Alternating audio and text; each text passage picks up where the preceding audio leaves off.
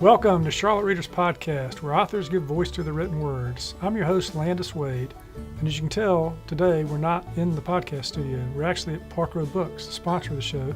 Today I'm with author Susan Proctor, who appears in Season 1 of the podcast. Susan, welcome. Thank you. It's a pleasure to be here. Yeah. Now, you've had a lot of stories that you've written that have appeared in print and in online publications. And you've been writing for a long time. So where did this love affair with words come from, and what draws you to writing? I think my love affair with words started early on. I might have been the only kid in school that got excited when I saw an essay question on the test. When it's time to submit the theme, you got excited? Yeah. That's right. Yeah. That's right. And that love of pouring words out on the pages never left me. Well, that's great. Well, and the writing itself, what draws you to it? Do you get satisfaction out of writing these stories, or is it an escape for you, or what exactly? All of this, all of the above. It's like wandering through your house where you live and coming upon a secret room, and that is some area of my psyche that I haven't explored, and the writing lets me go in there, flip on the light, and throw out the clutter, see what's buried in there. Now, one of the pieces you read on the podcast is called My Mensch, and it was in this publication that dealt with, survival, calamity, whatever. And I was drawn to it when I read it, and that's why I asked you to read it on the podcast. It involves your son, and you're going to pick him up from college. He's finished his first semester, but then you find out that he has not passed a course, and he's not going to be able to go back. And for you, at that stage of life, why was that so difficult, given your past and what you were dealing with? Well, I am a survivor of domestic violence. I raised my children paycheck to paycheck. Needless to say, there was no college fund. And the idea of him going to college had involved hours upon hours of research and scholarships and grant money and any source that could bring tuition dollars a little closer. So his failing, all that couldn't be for nothing. So I immediately went into mom mode. Yeah, you were going to fix this, right? Yeah. I went right into mom mode. We can fix this. I'll stay overnight. We'll talk to your teachers. Meaning I can fix this, because that's what moms do. So that's where I want you to pick up in the story. But no matter. My rescue attempt was thwarted midstream by a voice resonating with new but unquestionable authority. No, it won't make a difference. But the real thing is this: even if it would, I don't want you to, Mom. These are my grades. I blew my chance, not you. He wiped the tears from his eyes and continued in a somewhat softer voice to lay out a plan. I figure I can take history at the community college. It's a required course, and my grade will transfer. I've already checked it out. I'll take that one class, and I'll work to pay for it. I know I can make an A, and then I can ask for another chance next semester.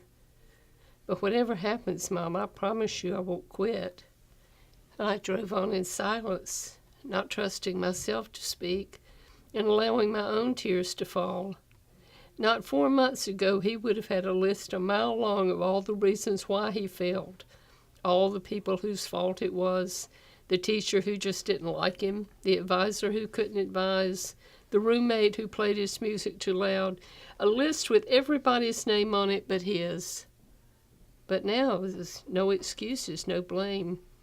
Just responsibility and a plan. My fingers loosened a little on the steering wheel. I reminded myself to breathe. The stomach spasms eased up. This was not the boy I brought to college. No, this was a Mensch. Mensch is a Yiddish word reserved for those few special people we hold in the highest esteem, those who earn our deepest respect.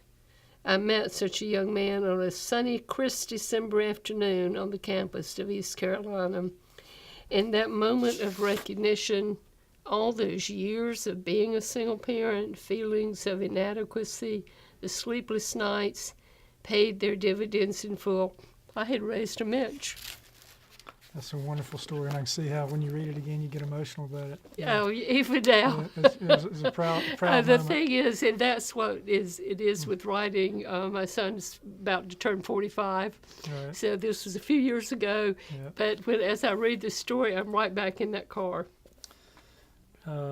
And if you take the story to the present day, the Mensch even hired you, didn't he? Yeah. The Mensch hired me. And now you're working for the Mensch, right? I did, yeah. He let me off early today to come do this podcast. That was nice of him. Only because you told him you're going to give him some kudos today, right? Yeah.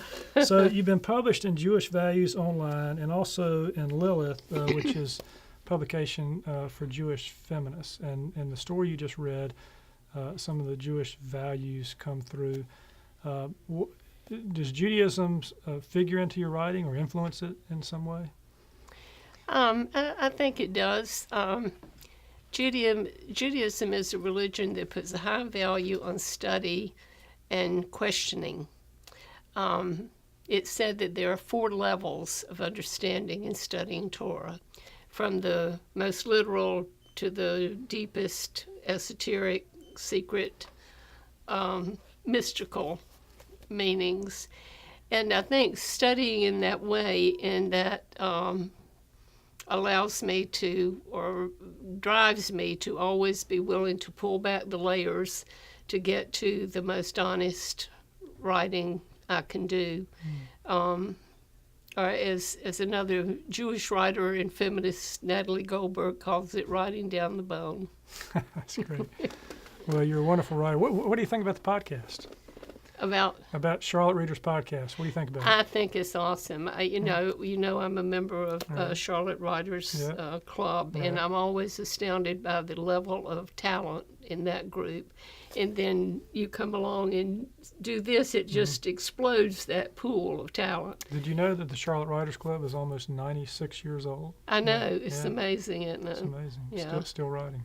Good things hold up. Yeah. Well, thanks for coming today. I appreciate it. It's my pleasure. Thank you. Well, that's it for today. Another fine author giving voice to her written words. If you'd like to listen to Susan read on the podcast, you can do so at Charlotte Reader's Podcast, on Apple Podcasts, wherever you like to get your podcasts, or at our website, charlottereaderspodcast.com. Until the next episode, I'm Landis Wade for Charlotte Reader's Podcast.